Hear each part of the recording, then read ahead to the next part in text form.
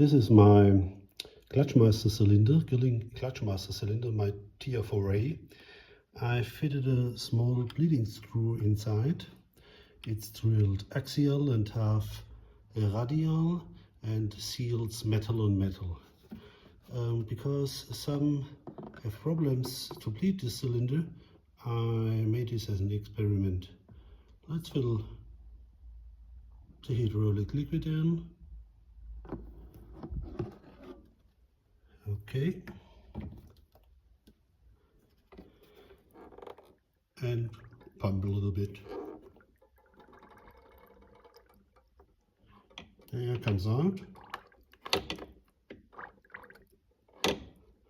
And liquid goes inside the cylinder to the piston.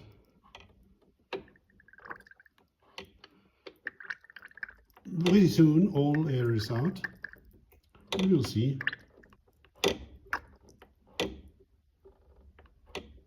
Now I only pump liquid. Some air.